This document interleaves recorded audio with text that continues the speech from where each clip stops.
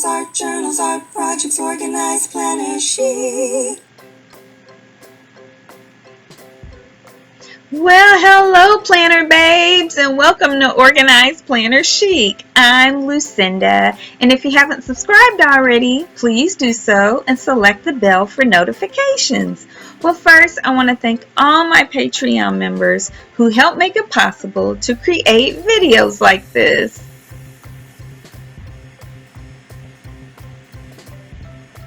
Well, thank you guys so much. And if you're interested in supporting me on Patreon, just go to patreon.com/organizedplannerchic.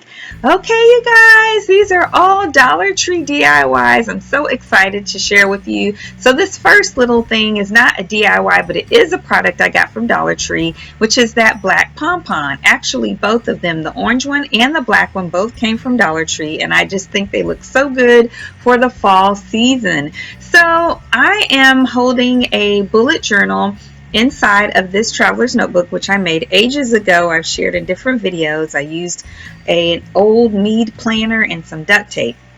But the way that I'm putting this bullet journal inside here is I'm tucking the front cover into the front pocket and the back cover into the back pocket, and I can't really tie any elastic around at the bottom. So what I decided to do is just take a long piece of elastic, run it through the back of the bullet journal, which is underneath it, onto the material that has duct tape all around it.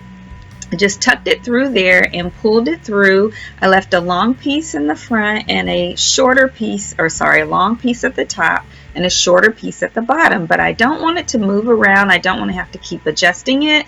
So I'm tying the long part at the top around one of the pom-poms. And I actually somehow did one of the knots. Oh, I know. I did one of the knots not close to the top knot. So basically I wanted to double knot it, but my second knot wound up being too far from the top knot, so I just had to undo it and do it again and put it all there together, and that way I've got a long piece. Now I wanted to make sure the piece was long enough that I could get as many Dollar Tree beads on here as I wanted and still be able to knot it at the bottom, and I'll show you what I mean when I get to that. But all of these beads came from Dollar Tree, and all of the containers holding the beads came from Dollar Tree. And I just separated them by type. So like I have square wooden beads in one container, round wooden beads in another one, the little same size plastic beads that I'm messing with right now, and then I had another one somewhere. And so I'm just pulling out different beads that I think go with fall. So I'm pulling out yellow, the light green, and orange, and different sizes and different styles. So I've got some square ones and some round ones, and they're all different dimensions. And then what I'm going to do is just pull them through there in a pattern, but the hole sometimes on the wooden beads doesn't go all the way through, so I have to use an awl. This awl was too big to go through to open up the wood, so I pulled out my smaller awl, and it was able to go all the way through and just kind of maneuver to open up that hole better on some of those wooden beads. And then I'm just going to do, I think I did yellow and green, and then orange was my pattern, and those are different sizes and it works out really well. So here in a moment I'm just going to speed that up, because that's all I'm doing is putting these beads in there, and I think they look so good together. I love beads. I have to stop myself from buying too many Dollar Tree beads. Like every time I go, I'm like, oh, which beads do I not have? So there are some there that I don't have. Some of them are ones that I'm just not really interested in, but you know, I think I have enough for right now and different types. But if I see some amazing style that I think I would use in the future, then I'm going to get that, because I just think they make planners look really sweet. So yes, I'm just putting the last ones, and then I always try to make the very last one of the smaller beads. When I mean by smaller, I don't mean really skinny, but this type that I'm using right here that you'll see is basically the green bead inside here, because the opening is really big and it makes it easier to tie. So what I do is I put the bead in there, then I take the bottom of the elastic and I tuck it back in. I bring it up and over and tuck it back into the same hole the bead is in, and then I knot that twice. And so I could have had my elastic a little bit longer so that it would be easier for me to tie that second knot, because I kind of struggled with it. But I could have also taken some of those beads off, and that would have made it easier. It would have given me more elastic to work with.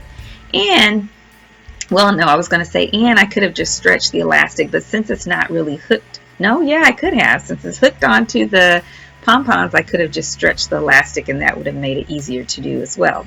So now I'm going to take care of the bottom one, and because this one is at the bottom, I don't want to use any big beads.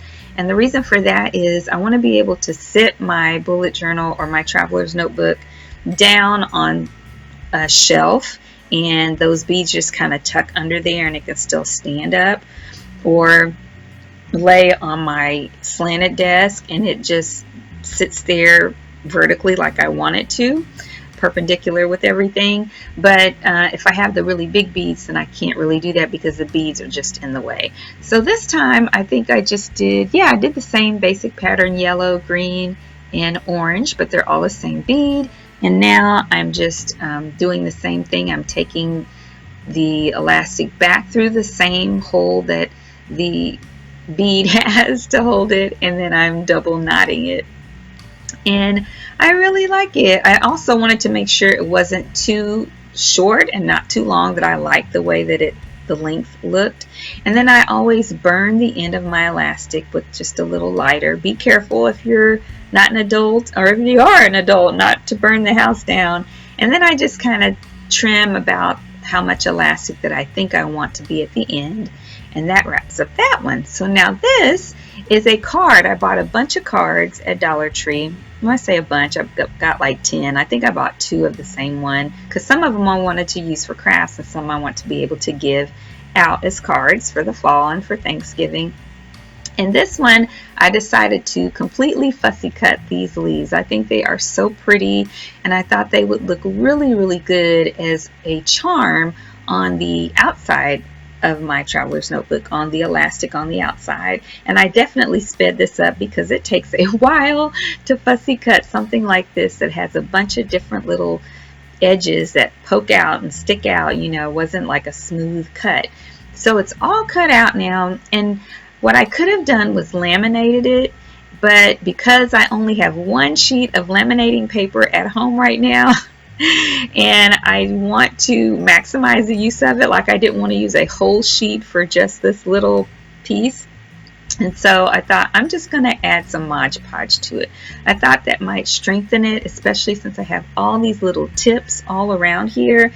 And so I just kind of brushed that a little thick, probably too thick, I don't know. I smoothed it out. It was mostly smooth. It's just around the openings that I didn't make sure it was smooth enough.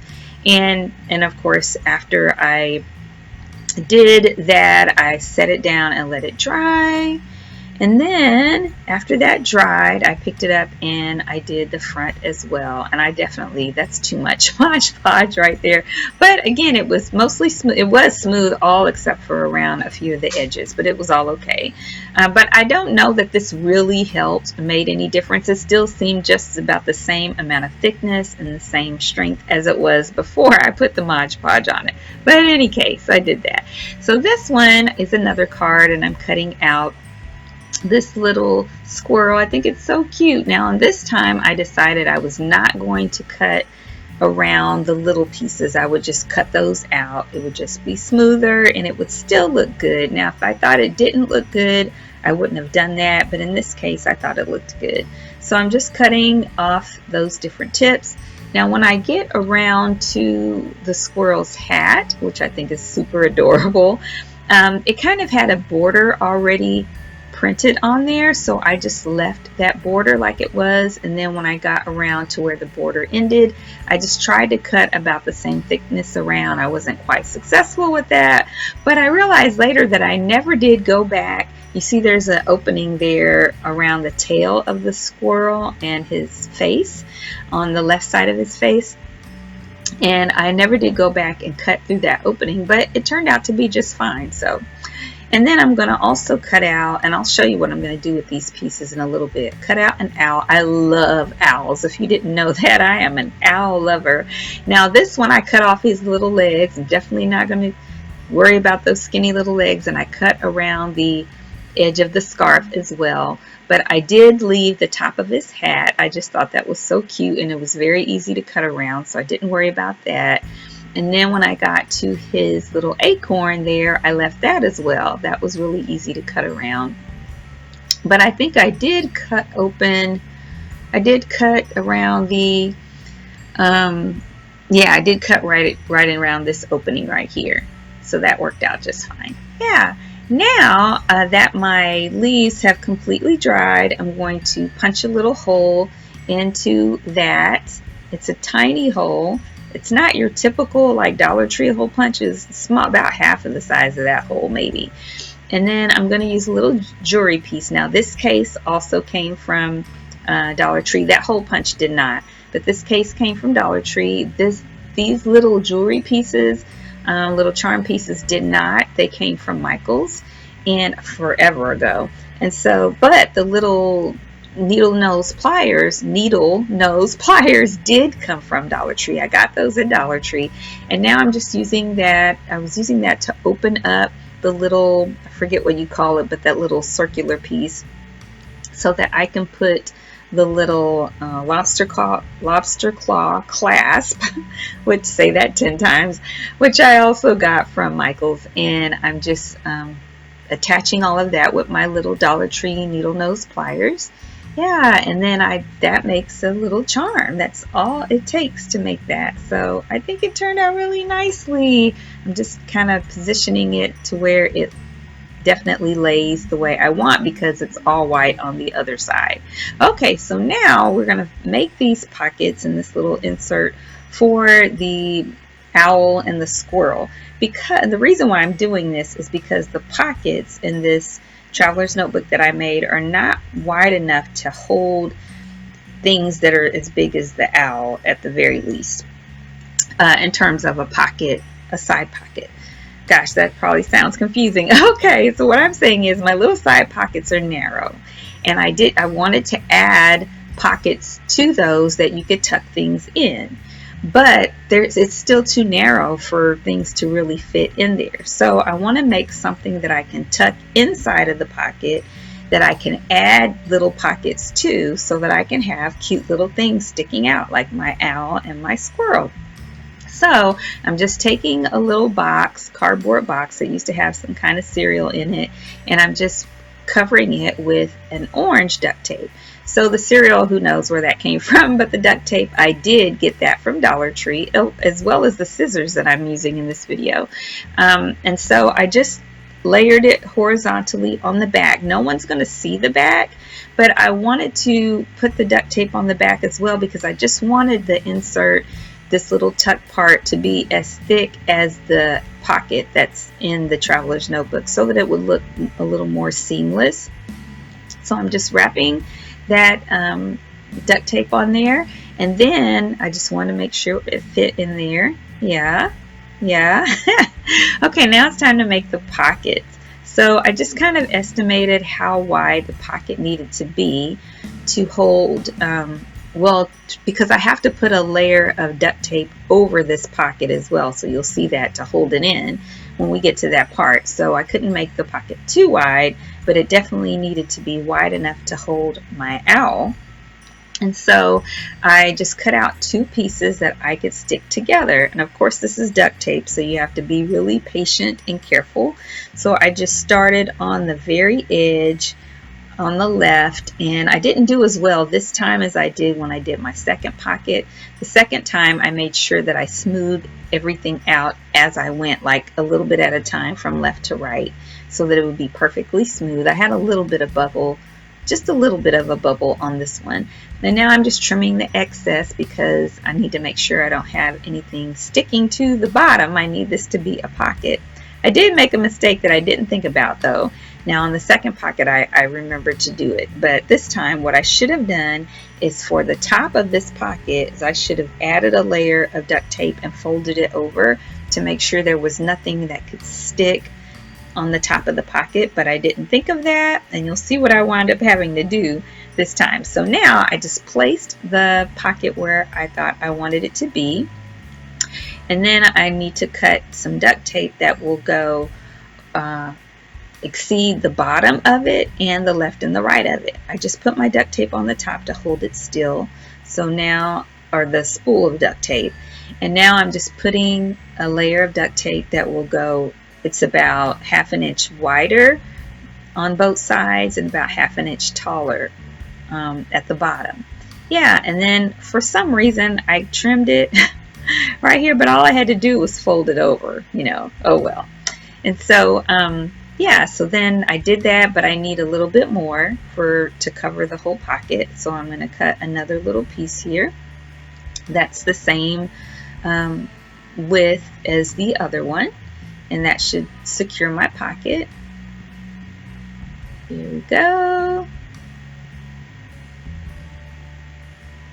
And then I realized when I went to see this one, did I fold it over or did I trim it? I can't remember. Oh, right there is where I realized, oh, there's a little sticky piece.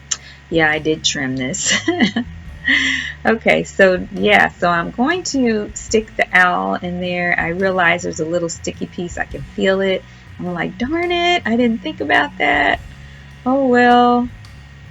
But I wanted to also make sure that the owl would fit in that space. So I had to cut a piece to fold over, which is challenging because the duct tape is going to want to stick to whatever it comes in contact with, right? I know. So you'll get to see me. I sped it up, really struggled to add and tuck this piece in here. I did get it to work, but it was a struggle and I didn't have to worry about it. I did the other pocket on the off camera, guys. But yeah, so now it's in there. And my owl fits in there. Yeah. Cutie patootie. Alright, so now I actually have both pockets. Yeah, and I only have one thing to put on one pocket because the squirrel is way too big. But I have room to put another pocket. And that's everything in today's video, you guys. Be sure and check out part 2. It'll be coming up soon. I hope you guys enjoyed this. I'm really happy with how it turned out. I may take off one of those pom-poms because I feel like it's really overcrowding the beads. And I think the beads are so pretty.